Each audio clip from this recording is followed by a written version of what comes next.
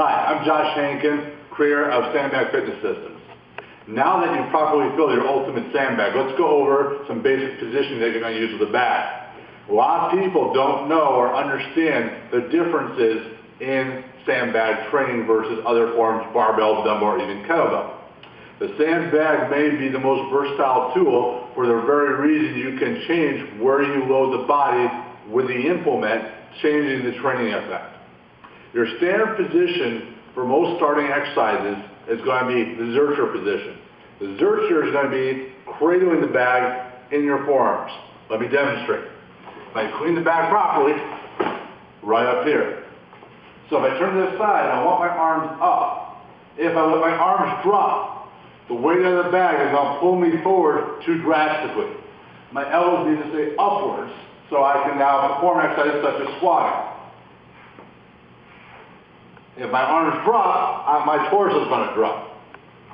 That's going to be very fundamental for most of your squatting, lunging, and other beginning exercises. Now, where the sandbag starts to be very different than other implements is we can unilaterally load the body directly on the spine. This begins by shouldering the bag.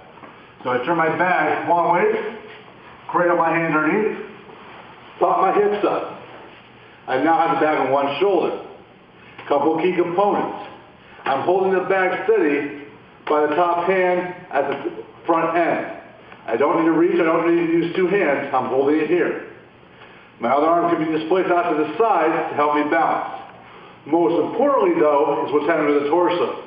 I'm not leaning either side. You'll find as the load of the bag is more challenging, the body will want to lean to compensate holding a heavy bag.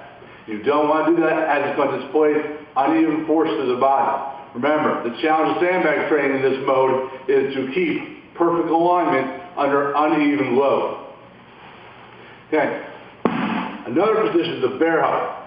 With a bear hug, you'll have the bag running long ways. So it is different from the zercher in the fact that the load is more towards the bottom or towards the ground. A lot of people want to interlock the hands. That's fine if you're a pure beginner. Over time, you either want to clench with your arms or you can grab on to the forearms. So again, place the bag long way, pop it, and catch. Now what you want to do is ideally get it where the bag is centered in the body, meaning not too much is loaded at the bottom, not too much is loaded high above. If anything, you'd want air with the top of the bag being heavier. If the bottom of the bag is heavier, you'll find that it pulls and pulls and pulls in your body. This bear hug position is another great challenge and variation for any of your movements. So before you get into complicated movement patterns that we show in some of our videos on the site, you must master basic movements such as squatting, cleaning, lunging, and so forth.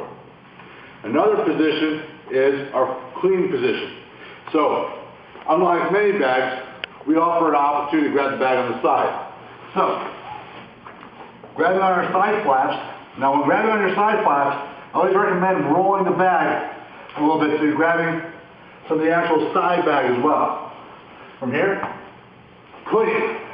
So different than the zercher, where the load is being a little more distributed through the upper body, not just the arms and upper back. This is a great challenge on my torso. You will find a difference from zercher to clean. Okay? More of the weight center of the body, more weight distributed throughout the entire body. Perfect for exercises such as pressing overhead. Lastly, we can do a behind the head movement. These parallel grips allow us to rotate around and keeping our elbows high.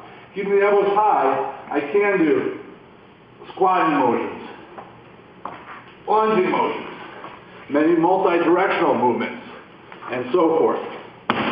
What I just did by letting go is ideally how you're going to let go of the bag when you're done with that position.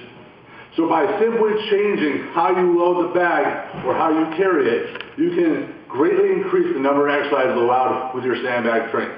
So check out more at sandbagexercise.com and sandbagfitnesssystems.com.